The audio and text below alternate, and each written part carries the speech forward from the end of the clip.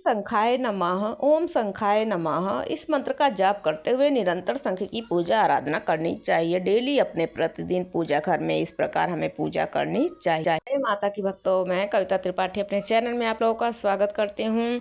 कैसे हैं आप सब, ये बताने के लिए कमेंट में जय माता की ज़रूर लिखिएगा। आज मैं वीडियो लेकर आई हूँ कि शंख की पूजा हमें कैसे करनी चाहिए, क्योंकि शंख समुद्र मंथन से निकला हुआ रत्नों में से एक है। समुद्र से लक्ष्मी जी और शंख दोनों उत्पन्न हुए हैं, तो शंख की पूजा करने से भी हमारे घर में धन धान्य की कभी कमी नहीं होती है, घर में बरकत होती है और हमारी तरक्की होती है, वृद्धि होती है हमारे घर की।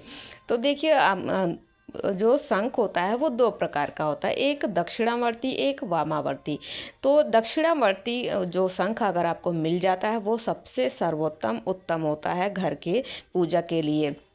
तो ये मैं दक्षिणावर्ती शंख है उसकी पूजा करके आप लोगों को दिखाऊंगी। अगर आपके पास वामावर्ती है तो आप उनकी भी पूजा कर सकते हैं। सबसे पहले मैं बता देती हूँ कि शंख कभी भी अपने पूजा मंदिर में दो आपको नहीं रखना है, अलग अलग रख सकते हैं, एक बजने वाला एक नहीं बजने वाला, लेकिन दो एक जैसे शंख आपको नहीं रखना है।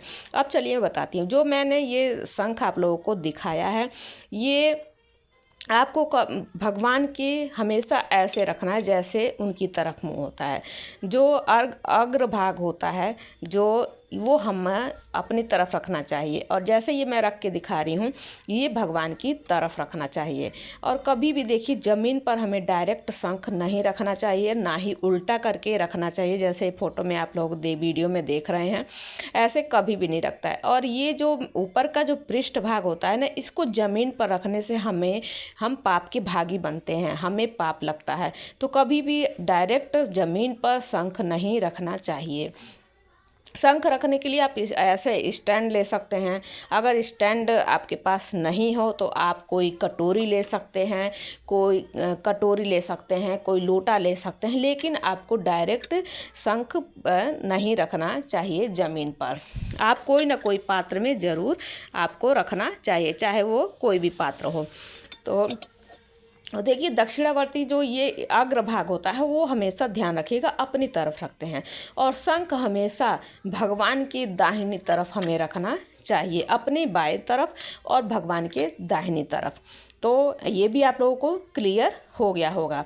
उसके बाद देखिए पूजा विधि शुरू करती हूँ मैं। तो देखिए शंख जो होता है सबसे पहले उनको स्नान कराना चाहिए। तो पुष्प रखिए, गंगा जल मिश्रित जल तैयार कीजिए, उसमें फूल डालिए। उसके बाद शंख को रखिए। शंख के स्टैंड को भी आपको स्नान कराना है, जो भी स्टैंड हो, अगर कटोरी है तो उसको भी धुल लीजिए, अगर लोटे में रखते हैं तो लोटे को भी धुल लीजिए। तो यहाँ पर मेरे पास स्टैंड है, मैं स्टैंड को भी स्नान कराऊंगी। तो गंगा जल मिश्रित जल से स्नान कराना है शंख को भी और स्टैंड को भी। देखिए दक्षिणावर्ती शंख हमारे घर में रखना बहुत ही शुभ माना जाता है, और इसकी जो पहचान होती है, अगर आप कान के पास ले जाएंगे तो आपको ऐसे लगता है कि समुद्र की लहरें, ऐसी साए साए सी आवाज़ आती है। यहाँ पर देखिए स्टैंड को स्नान करा दिया है, उसके बाद शंख को भी स्नान करा दूंगी। उसके बाद देखिए दक्षिणावर्ती शंख को कभी भी डायरेक्ट आपको किसी भी, अगर मान लीजिए किसी लोटे में जल रखे हैं, किसी बाल्टी में जल रखे हैं, तो आपको शंख से जल कभी नहीं उठाना चाहिए, वो जल दूषित हो जाता है। शंख को यहाँ पर देखिए स्नान कर दिया है और पोंछ भी दिया है। उसके बाद हम करेंगे पूजा। तो सबसे पहले हम करेंगे स्टैंड की पूजा। तो हमेशा शंख को रोली से हम तिलक करते हैं, रोली से तिलक स्टैंड को कर दिया है। उसके बाद शंख को विराजमान करेंगे। यहाँ पर देखिए विराजमान कर दिया है, और भगवान की दाहिनी तरफ हमेशा याद रखिएगा, ये आप विष्णु भगवान के सामने भी रख सकते हैं, क्योंकि विष्णु भगवान का ही मतलब एक स्वरूप है शंख। तो यहाँ पर दाहिनी तरफ भगवान की रख दिया है, लड्डू गोपाल अगर आपके हैं तो वहाँ पर। उसके बाद हम भरेंगे यहाँ इसमें जल। तो गंगा जल पहले डालिए, फिर जल डालिए, उसके बाद एक चुटकी हल्दी भी आप डाल सकते हैं। यहाँ पर जल, कभी भी शंख को खाली नहीं रखा जाता है, इस बात का हमेशा ध्यान रखना चाहिए। उसके बाद रोली से तिलक करेंगे, रोली से तिलक कर दिया है। उसके बाद आपको देखिए दीप जरूर प्रज्वलित करना है। ये सब कार्य करने से पहले आपको दीप जरूर प्रज्वलित करना है, क्योंकि शंख की भी पूजा हमें डेली करनी चाहिए। अगर आपके घर में है तो आप शंख को इसी विधि से, इसी विधान से हमेशा पूजा करना चाहिए। और देखिए, शंख में हमेशा चावल नहीं चढ़ाना चाहिए, क्योंकि विष्णु जी का प्रतीक है।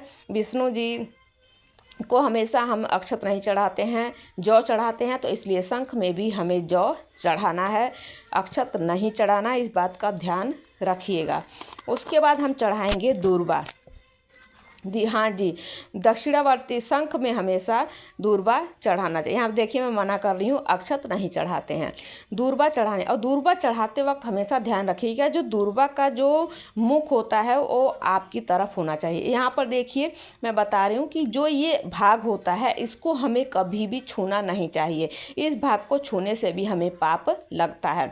दूर्वा का मुख हमेशा अपनी तरफ आपको रखना है, चढ़ाते वक्त हमेशा ध्यान रखिएगा। उसके बाद तुलसी दल। तुलसी दल भी चढ़ाते वक्त ये ध्यान रखना है कि आप तुलसी दल का मुख भी आपकी तरफ होना। एक पीला पुष्प चढ़ा दीजिए, तुलसी दल चढ़ाइए।